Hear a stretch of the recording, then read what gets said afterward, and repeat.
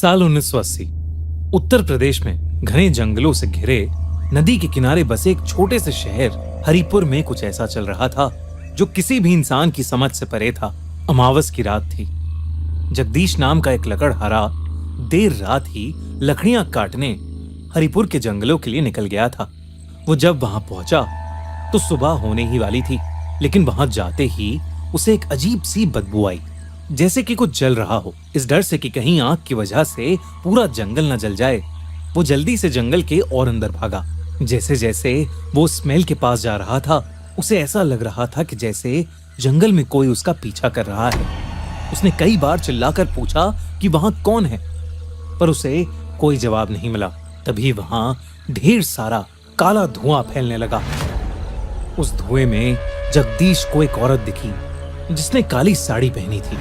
उसकी शक्ल उसके बालों से ढकी थी, लेकिन उसकी आंखें लाल थीं और उनमें एक अजीब सी चमक थी।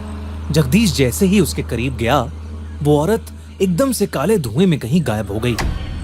कुछ ही देर में वो धुआं भी खत्म हो गया, लेकिन तब जगदीश ने जो देखा वो देखकर उसके रोंगटे खड़े हो गए। जंगल के बीचों बीच उन्हीं के शहर के एक बहुत बड़े इंडस्ट्रियलिस्ट विष्णु की डेड बॉडी पड़ी थी। उसका धड़ यानी शरीर का ऊपरी हिस्सा गायब था। बस उसका सर, पैर और हाथ बचे थे जो किसी ने एक दूसरे से सिल दिए थे, और उसके माथे पर एक गोल सा निशान था जो किसी शैतान का सिंबल लग रहा था। साथ ही साथ विष्णु के दाहिने हाथ का अंगूठा गायब था। जगदीश भागकर सीधा पुलिस के पास गया और उसने उन्हें सब बताया। ये 2 महीने में दूसरा ऐसा केस था। पिछली अमावस पुलिस को नदी के किनारे ऐसी ही एक और लाश मिली थी। शहर के एक छोटे मोटे दुकानदार नीरज साहू की लाश। उसका भी दाहिने हाथ का अंगूठा नहीं था और उसके माथे पर भी वही शैतानी निशान मिला था। इस केस की इन्वेस्टिगेशन ऑफिसर रवि देख रहे थे और ये केसेस देखकर उन्हें शक था कि उनके शहर में कुछ बहुत भयानक हो रहा है। पुलिस ने पूरा जंगल छान मारा, लेकिन उन्हें कुछ नहीं मिला। रवि ने जब विष्णु और नीरज के केस के बारे में लोगों से पूछताछ की तो उन्हें पता चला कि विष्णु और नीरज दोनों का ही अंगूठा मर्डर से पहले ही कट चुका था। ये बात रवि को बहुत अजीब लगी। केस की इन्वेस्टिगेशन चल ही रही थी, पर अगली अमावस की रात कुछ ऐसा हुआ जिसने पूरे हरिपुर को हमेशा के लिए बदल दिया। उस रात अजय नाम का एक डॉक्टर काम करने के बाद हॉस्पिटल से घर वापस आया ही था। उसका हाल ही में कई साल बाद एक बेटा हुआ था। आम दिनों से हटकर उनके घर की सारी लाइट्स बंद थीं, सिवाय कुछ दियों के। अजय बार बार अपनी बीवी को बुलाता रहा, पर उसे कोई जवाब ही नहीं मिल रहा था। और तभी एकदम से उसे महसूस हुआ जैसे कोई उसे देख रहा है। उसने दिया हाथ में पकड़कर जब इधर उधर घुमाया तो वहां कोई नहीं था, लेकिन तभी अचानक उसके सामने 2 चमकती लाल आंखों वाली एक औरत आ गई। उसे देखते ही अजय बेहद डर गया और उसके हाथ से दिया छूटकर नीचे गिर पड़ा।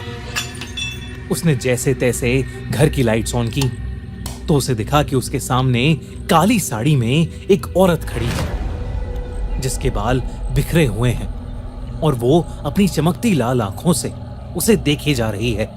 जैसे ही अजय ने पूछा कि वो कौन है, वो औरत हवा में कहीं गायब हो गई। तभी अजय को अपने बच्चे के जोर जोर से रोने की आवाज आई। वो भागकर अंदर बेडरूम में गया तो उसने देखा कि उसका बेटा उनके बिस्तर के बगल में बैठा रो रहा है और बस उसी तरफ देख रहा है जहां से वो औरत गायब हुई।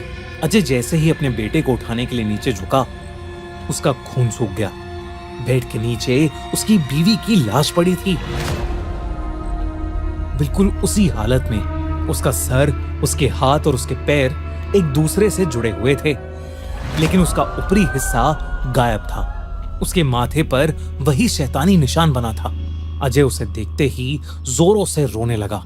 ये खबर तेजी से फैली और इंस्पेक्टर रवि अजय के घर पहुंचे। अजय की पत्नी का भी अंगूठा नहीं था। जब रवि ने अजय से इस बारे में पूछताछ की तो अजय ने उन्हें एक ऐसा सच बताया जिसे सुनते ही रवि का दिल दहल गया। अजय ने उसे बताया कि बहुत कोशिशों के बावजूद उनका बच्चा नहीं हो रहा था। किसी ने उसकी पत्नी को बोला कि जंगल में एक पुरानी गुफा है वहां कुछ औरतें हैं जो जादू करती हैं, उनसे जाके मिलोगी तो तुम्हारा काम हो जाएगा। अजय और उसकी पत्नी ने सोचा कि वो ये भी आजमा के देखेंगे। वो एक शाम जंगल के बीचों बीच पहुंचे और उस गुफा को ढूंढने लगे, और तभी एक जोर की हवा चलने लगी। उन्हें ऐसा लगा कि कोई उन्हें आवाज दे रहा है। कई औरतें इकट्ठे उसकी बीवी का नाम पुकार रही हैं। जब वो लोग उस आवाज के पीछे गए तो उन्हें एक गुफा दिखी।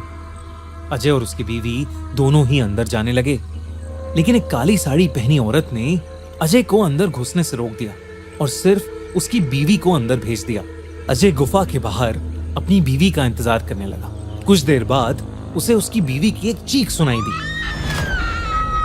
जब वो बाहर आई तो उसके दाहिने हाथ का अंगूठा नहीं था। अजय ने उससे बहुत पूछा कि अंदर उसने क्या देखा, लेकिन उसकी बीवी ने उसे कुछ नहीं बताया। उसके कुछ ही दिनों में अजय की बीवी प्रेग्नेंट हो गई। उनका बच्चा तो हुआ, लेकिन अजय की बीवी तब से ही अजीब ढंग से बर्ताव करने लगी थी, मानो कि वो किसी और के वश में ही हो। रवि को नीरज और विष्णु के केसेस में भी लोगों ने कुछ ऐसा ही बताया था।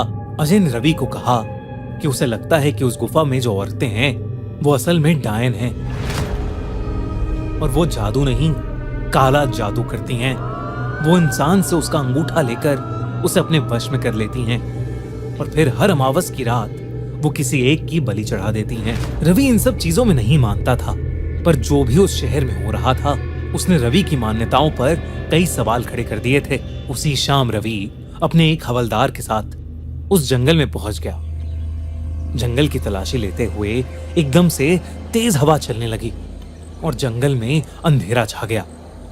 रवि को किसी के चिल्लाने की आवाज आई और तभी एकदम से उसके सामने नीरज, विष्णु और डॉक्टर अजय की बीवी आ गए। वो सब उनकी आत्माएं थीं। उनका शरीर सफेद पड़ चुका था, आंखें बिल्कुल काली थीं। वो सब आत्माएं रवि के पास आ रही थीं, लेकिन रवि के हवलदार को कुछ नहीं दिख रहा था। तभी अचानक से वो आत्माएं हवा में कहीं गायब हो गईं। रवि को कुछ समझ नहीं आ रहा था। उसने घबराते हुए अपने हवलदार को सब बताया और उसे हट्टे कट्टे ऑफिसर्स और पास के लोगों को बुलाने के लिए कहा। हवलदार जैसे ही वहां से गया, जंगल में अंधेरा छा गया। रवि को कुछ औरतों की आवाज आने लगी जो उसका नाम पुकार रही थीं। जब वो उन आवाजों के पास गया तो उसे वही गुफा दिखी जिसके बारे में अजय ने उसे बताया था। उस गुफा में घुसते ही उसे एक अजीब सा काला धुआं दिखा, जिसमें उसे वही काली साड़ी वाली औरत दिखी जिसके बारे में रवि को अजय और जगदीश ने बताया था। उसकी लाल आंखें अभी भी उसके बिखरे बालों के बीच से चमक रही थीं। रवि उस औरत के पीछे पीछे उस गुफा में चला गया। जब वो हवलदार कुछ लोगों को लेकर वापस आया तो उन्हें जंगल के बीचों बीच रवि की डेड बॉडी मिली, बिल्कुल उसी हालत में, सर, दोनों हाथ और दोनों पैर एक साथ सिले हुए, और रवि के माथे पर भी वही शैतानी निशान था और उसके दाहिने हाथ का एक अंगूठा गायब था। इसके बाद सबको यकीन हो गया था कि उस जंगल में डायन रहती हैं जो शैतान की पूजा करती हैं और मासूम लोगों की बलि चढ़ाती हैं। तब से हरिपुर के लोगों ने उस जंगल में जाना ही बंद कर दिया और आज भी माना जाता है कि उस जंगल में डायन रहती हैं। और अगर आपको ये वीडियो अच्छी लगी तो हमारा चैनल सब्सक्राइब करना बिल्कुल मत भूलना।